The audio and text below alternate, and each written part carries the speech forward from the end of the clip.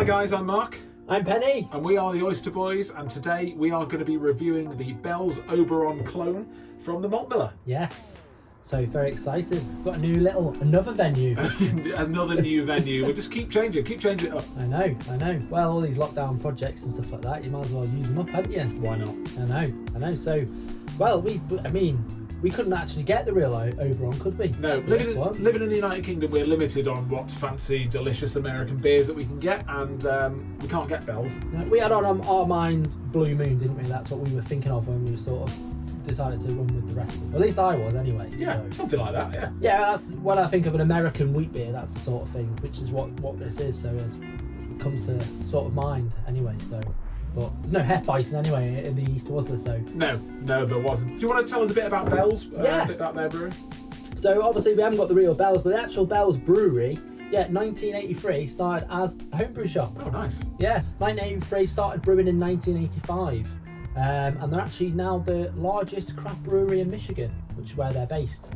So Larry Bells being the brewery, it's fully family owned as well. I think at one point they did actually sell the shares, but they've now bought it back, so it's complete independent, and I think it's the 7th biggest craft brewery in America. Wow. Yeah, it's about 310 barrels a year, US barrels, but I don't know what. 1,000 barrels.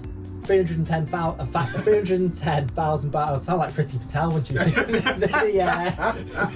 the test numbers. 310,000 barrels.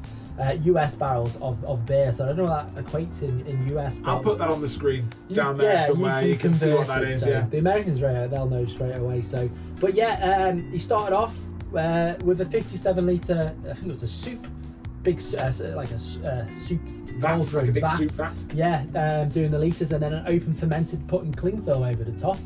Brewing obviously was side brew with his homebrew shop next to it, and then he opened a calf called the Eccentric Calf.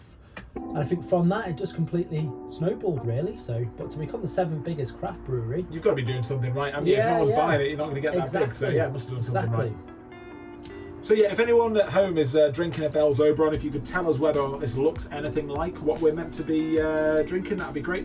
Obviously, we can't tell you if it tastes anything like it, but all we can do is come up with an oyster score, really. Good beer or not. I mean, when I was because we batch fermented it, I think it was 225 grams of sugar per... when we primed it? When we primed it, sorry, for 21 litres, and we were sort of looking to going, that's a lot, so... I was still worried that these were going to explode. They've not exploded yet, so this is going to be interesting when we open it, see if I did over-prime it. I mean, obviously, I just went off the calculations off a wheat beer, what it should be. So. Should we get it in the glass and see what it's like? Oh. Obviously, our ergonomics of the Oyster Boys in the oyster shell. In the oyster shell.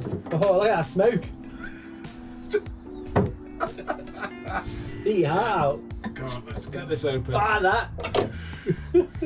Get these in the glass. They lost the glass there. Come on, let's see what we got. So we're on with the oyster wheat beer glasses. Oof. There's Froth City. I went a bit harder.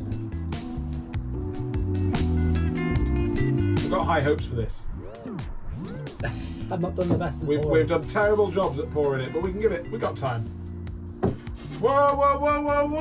What the hell was that? Skimming, sorry. Oh, you've not even. Oh, we can just cut that if you want.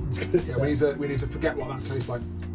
Okay, so I'm still holding out that I didn't over-prime it. I'm blaming it on not pouring. Disregard, that's an illegal taste. Disregard. Okay, so we'll talk quickly about this because it's a bit foamy, a bit frothy. Looks wise, we'll have to look at the colour, not the froth. Like I say, I still maintain it's RFE. Yeah. It looks like a wheat beer. Looks like a lovely wheat beer, nice and murky. Lots of carbonation. Bit solid. Can't see through it at all. Very heavily carbonated, but that's what you want from a wheat beer. I'm going to give that 7.5 on the looks. I think maybe if we'd have carbonated a bit less, I could get more in the glass. I might have given it a bit of a better score.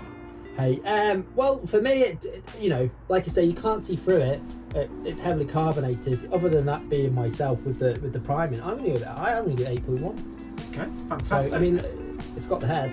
It definitely has. Yeah. Not sure how the smelling's going to go because I don't know really where to start. But in fact, I'm going to start with here for the aroma. Well, when you say you're obviously smelling for the aroma, you're not going to expect your bananas and stuff like that because this isn't the hef No, I know. sort of yeast that the Germans use, which gives the flavour. It's slightly different. I mean, we did the liquid form. Smells like beer.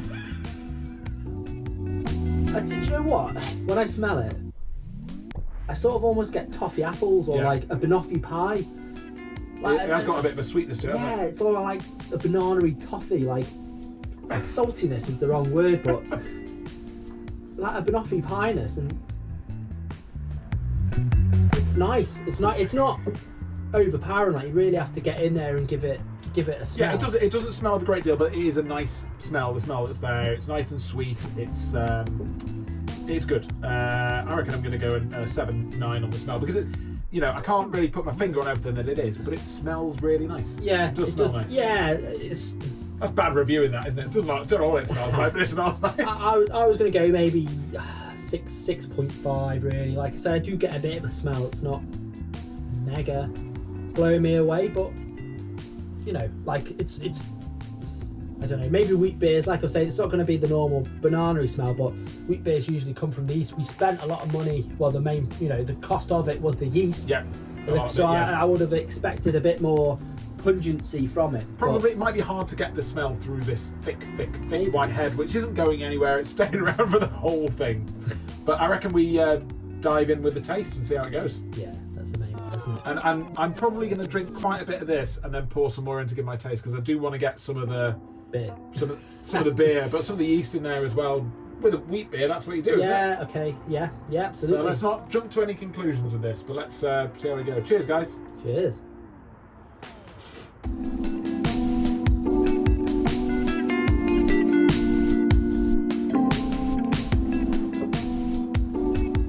Well, first off, that bit tastes great. It's banging, isn't it? Gassy. It's definitely carbonated. Is a beer plying popped Yeah. off? Oh, but the flavour's incredible. Yeah, it's full on, isn't it? Oh, It's got yeah. everything in it, hasn't it? That is brilliant.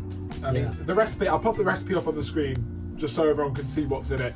I'm not going to put the amounts on there. If you actually want to make this beer and see how it tastes, go to the Malt Miller's website, link in the description down below, and buy it. Don't try and work out what's It's already in it. measured up for you. They do everything for you. It's all in the bag, everything's there. The kits are fantastic. Just head over and pick one up. Yeah, maybe just a couple of grams less than I put in sugar-wise. Of the sugar, yeah. We're learning as well, you know. But it tastes great. Yeah, I need it to really does. try and get rid of some of this so I can fit some more beer in there. No, not a chance. Let's mix that It's up not the weakest wheat beer either. And it What comes out strength? about 5.6, 5.7% ours come out. It's not bad. It's not bad. It's you compare it to the other normal Hefeweizen beers that you get on the market, you're talking 5%, 5.1. Yeah. So it's the higher end. I don't know what Blue Moon is. Well, I can pop that up on the screen as well. Yeah, pop Science. it up. It's here. There you go. It's like, you know, when Google has these things that, Yeah. that people say that you just have to Google the internet. Well, we just oyster it. Well, now I've swirled that up a bit. It's definitely got a bit more murk going on, which you would expect. And I'm just going to dive in again while you're sorting yourself out.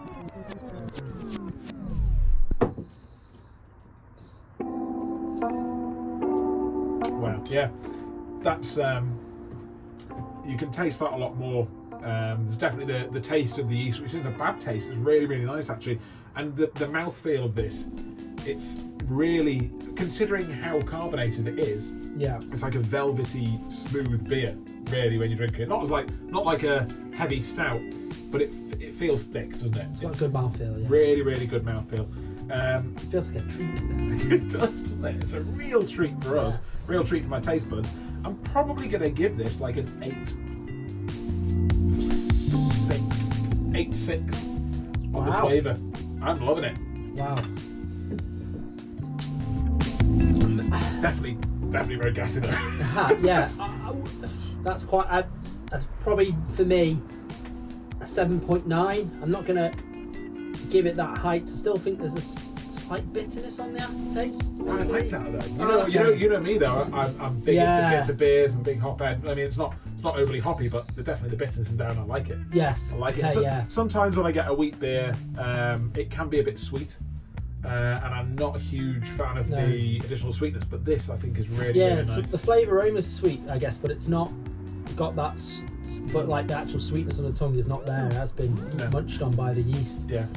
It's that bitterness is sort of swaying me just to get it to that 8. But I mean, it's delicious. Don't get me wrong, and I'm kind of envious we've not got it on draft, to be honest. Not yet. We are going to make this again. Yes, and it will be draft. Yeah, we've got slightly different yeast because when we went to buy it the other time, they didn't have the recommended yeast with it, so we've got a slightly different one. And it'd be interesting, I think, to keep a couple of bottles back and do side by side of the 2 beers with everything the same apart from the yeast. Maybe we just do a quick 3-minute video. People can just have a draft beer, different yeast types and stuff like that. Yeah. So I like that. Yes, but no, I mean, mine's gone slightly a bit more carb, like I said. You know, the yeast has carved that up like it should do. Yeah, for me, it's like toffee apples, butterscotch. It's really it's perfect for this November time of year, to be honest. Because sometimes with wheat beers, you sort of think Bavaria, sunshine, or those sort of like late August. You know, it's just starting to drip off cold, or just having that wheat beer. Not quite hot enough for like a lager, but this is more like a winter wheat. A winter wheat. I really do. I think, or a Christmas wheat. I really. I'm loving it. I'm really liking this beer. Yeah. No, it's really good. It's really good. Do you know how much it costs? I do know how much it costs for the kit, anyway. Yeah. So for 21 litres, if obviously everything goes correct, £25.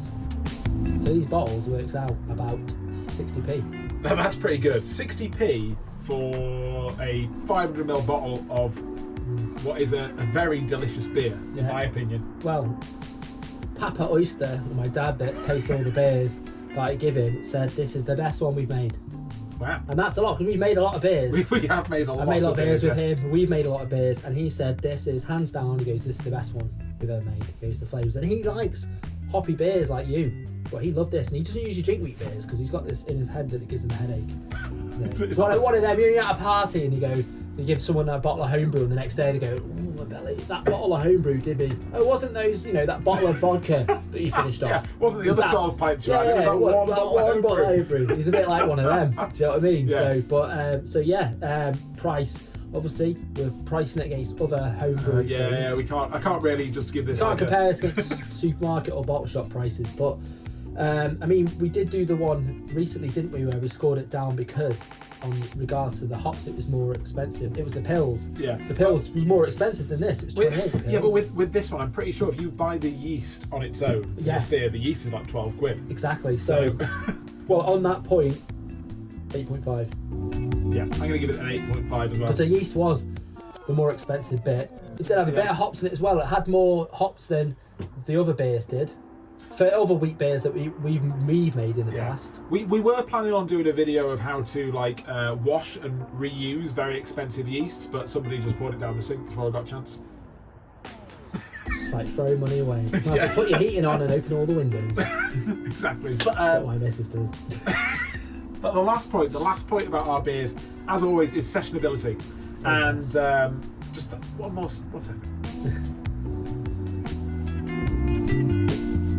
Yeah, as you can tell by the fact that I'm almost done with this beer, it's very easy to drink. Yes. I think very easy. Easier on draft because obviously the bubbles, like you were saying, are a bit harsher. And you can look at the side, you can't really probably see, but the bubbles are very big. Bubble bath. And I'll tell you what, gassiness. And if we hadn't overprimed it, then it probably would be easier to drink. But I think I could quite comfortably have 8 pints of this beer. 5.6%? I'd be drunk, but I could definitely have 8 pints of this. For me... Do you know how I know that? You've done it. I've done it. Because we did a split batch of this, and being honest, we've already nailed most of it before we tried it. Oh, you give it away. We held it into the right end, but... I've had a night where I've had 8 of these, and I didn't feel great the next day, but I felt great that night. Show what happened last time I had 8 pints of our homebrew, Liverpool in the Champions League, and my missus found me my own sick on the table. Did a dining table. That's what happened. I started. don't brew. Oh dear. But I for the strength and the slight bitterness, it'd be 7 for me. Yeah. Which is only just behind you, but I think I'd be. I couldn't do 8. I couldn't do 8.